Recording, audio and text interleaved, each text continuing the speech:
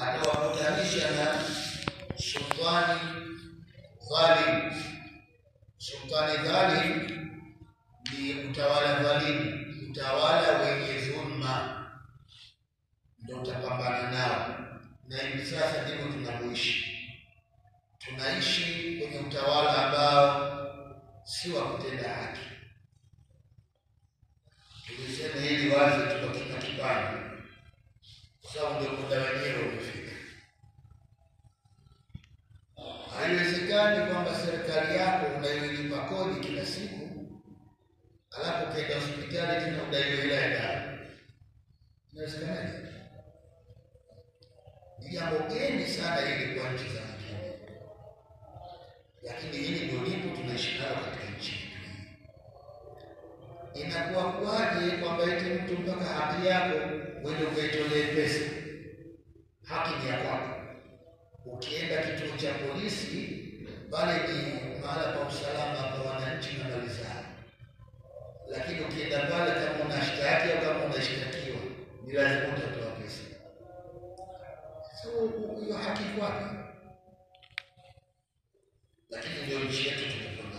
Ndio ule adhabu ya damu pili balaa. Wathalitha, balaa ya tatu, yakhrujuna min ad-dunya bighairi imani, watu watatoka duniani pasipokuwa na imani. Ina maana ukifa au wakati unatoka duniani kwa kufa, unatoka huna imani, maana yake Muislamu ushakuliwa na sasa unaondoka kwenda zako akhera ikiwa wewe si Muislamu.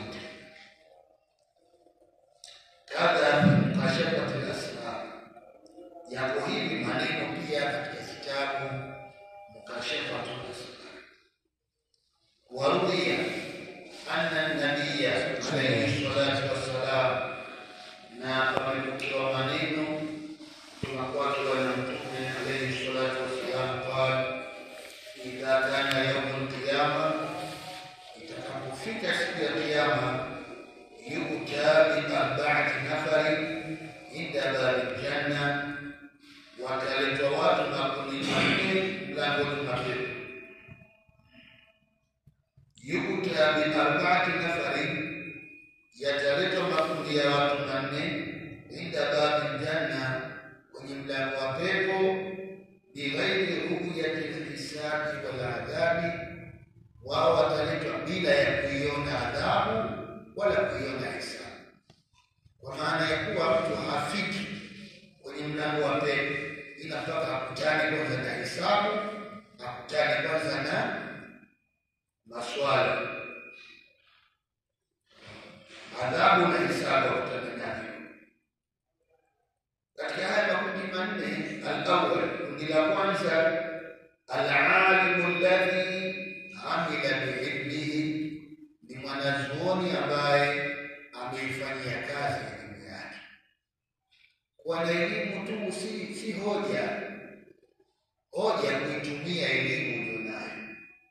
Unaweza ukasoma sana, ukawa mjuzi sana, una vitabu vingi sana vya elimu zote umehifadhi wewe, lakini elimu yako kawa huifanyia kazi, basi wewe sio mwanazuoni huyu anayesema hapa, si. Wathani, kundi la pili ni alhaji alladhi hajja bighairi amali fasadi, ni mtu ambaye amehiji na hija yake bighairi amali fasadi, amehiji kwa matendo yasiyokuwa na uharibifu.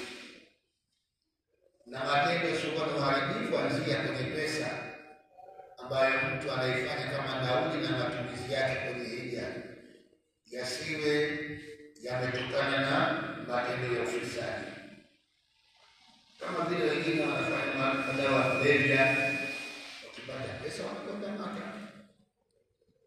Sio hiyo. Wathalithu, ashahidu alladhi qutila fil ma'raka, lakini kundi la tatu ni shahidi ambaye ameuawa vitani.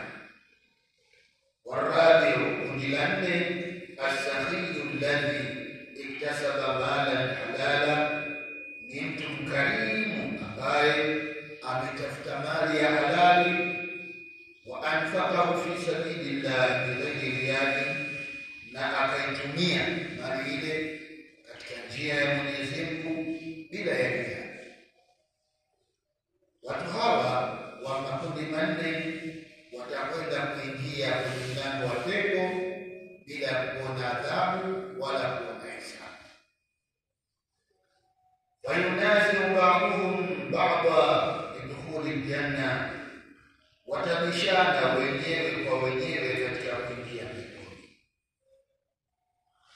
Awalan, kwanza, wayursilu Allahu ta'ala Jibril, Mwenyezi Mungu atamtuma Jibril alayhi salatu wassalam, liyahkuma bainahum, ili akahukumu baina ya mzozo wao, wanazozana katika haya makundi manne, ni nani aingie mwanzo peponi.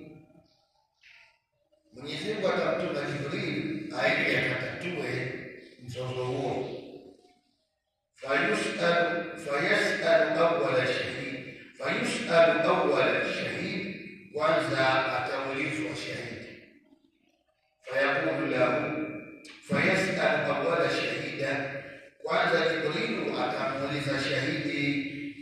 Fayaqulu lahu, atamwambia hivi, ma qult fi dunya wa anta turidu dukhula aljanna, ma amilta fi dunya wa anta turidu dukhula aljanna, duniani umefanya nini wewe mpaka sasa unataka kuingia peponi? Au wala unataka kuingia mwanzo? Unataka kuingia peponi mwanzo, wewe duniani umefanya nini? Fayaqul, yule shahidi akasema, qataltu fi al-ma'raka, qutiltu fi al-ma'raka liridha ta'ala, mimi nimeuawa vitani kwa sababu ya kutafuta radhi Mwenyezi Mungu. Fayaqul, Jibril atamwambia, mimman samita thawaba shahidi, hizo thawabu za shahidi umezisikia kutoka wapi? Mpaka leo unataka uingie peponi mwanzo eti kwa sababu umekufa shahidi. Hizo thawabu umesikia nani? Fayaqul, atasema minal ulama, nimewasikia wanawazuoni wakisema hivyo. Basi fayaqul, atamwambia, ihfadhil adab, chunga adabu. La tuqaddim ala muallimik, usimtangulie mwalimu wako. Ndio ile kesi yetu, usimtangulie mwalimu wako. Thumma yarfa'u ra'sahu ila al-hajj, kisha atainua kichwa chake kumwelekea mwenye kuhiji. Fayaqulu mithla dhalik, naye atamuuliza mfano kama ule alivyomuuliza shahidi. Thumma ila sahihi, kisha atamwelekea yule mkarimu. Fayaqulu mithla dhalik, atasema mfano maneno yale. Thumma yaqulu lamali, kisha mwanawazuoni akasema, ilahi, Mungu wangu, ma asabtu al-ilma illa bisakhawati sahihi, mimi elimu sikuipata ila nimeipata kwa ukarimu wa mtu aliye karimu. Wa bisababi ihsanihi, na kwa sababu ya ihsani yake mimi nikapata elimu. Fayaqulu Allahu azza wa jalla, Mwenyezi Mungu azza wa jalla akasema, sadaqa al-alimu, kwamba mwanazuoni amesema kweli. Ya Ridwan, iftah abwaba al-janna, akaambiwa malaika Ridwan, fungua milango ya pepo, hata yadkhula sahihi al-jannata, mpaka yule mtu mkarimu apate kuingia peponi. Wa haulai ba'dahu, na hawa waliobaki wataingia baadaye.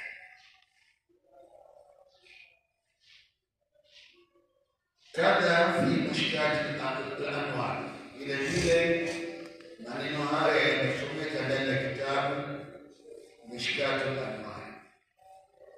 Wa qala alayhi salatu wassalam, na amesema Bwana Mtume sallallahu alaihi wasallam, fadlul alimi ala al-abidi, ubora mwanazuoni wa mtu mcha Mungu tu asiye mwanazuoni, kafadlihi ala adna, ni kama ubora wangu mimi juu ya wengine wenu. Hivi Bwana Mtume sallallahu alaihi wasallam utamlinganisha na nani kwenye ubora? Hakuna kumlinganisha naye. Basi mwanazuoni pia hakuna wa kumlinganisha naye na watu ambao si wanazuoni. Wakadha auha Allahu ta'ala ila Ibrahim, ni vile vile Mwenyezi Mungu Ta'ala alipeleka wahi kwa Nabiiullah Ibrahim alayhi salatu wassalam. Wahi wenyewe unasema hivi: ana alimun uhibbu aliman, kwamba mimi ni alimun, mimi na elimu nyingi sana. Mwenyezi Mungu huyo tena uhibbu aliman, kisha nampenda.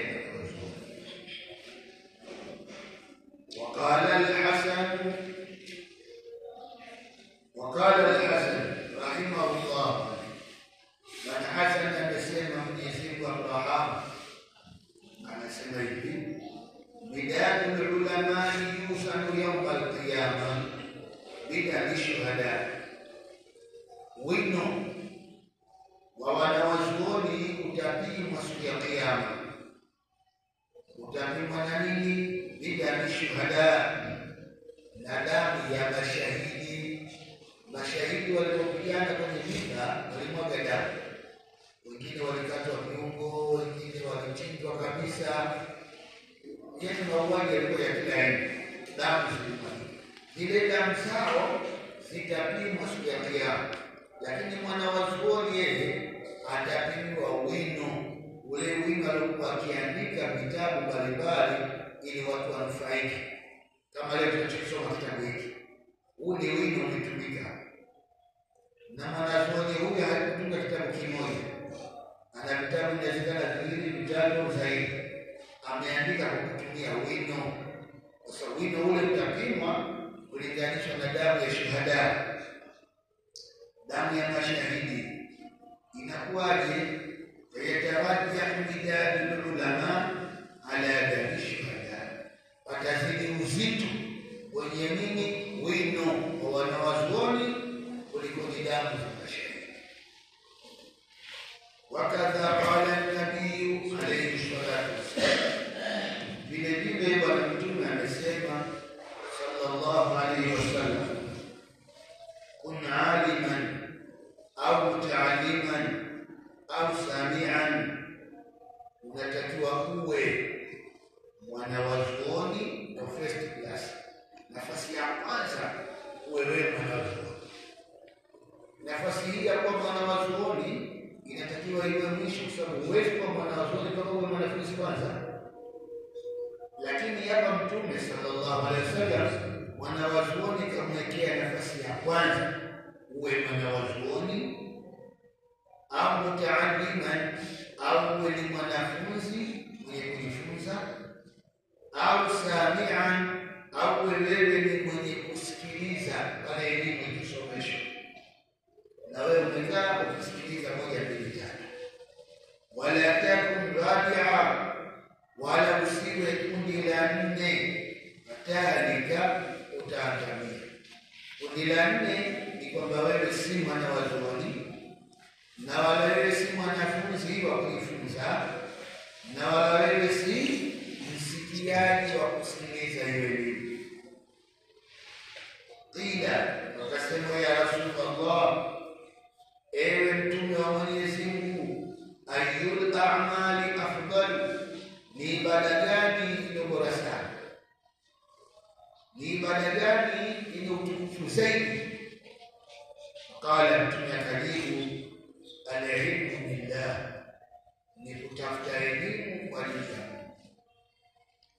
Kwa vile unaposoma kila siku unajibidisha kusoma, lakini unasoma kwa ajili ujue. Ukishajua haramu iko wapi uiache, halali iko wapi uifuate. umesoma billahi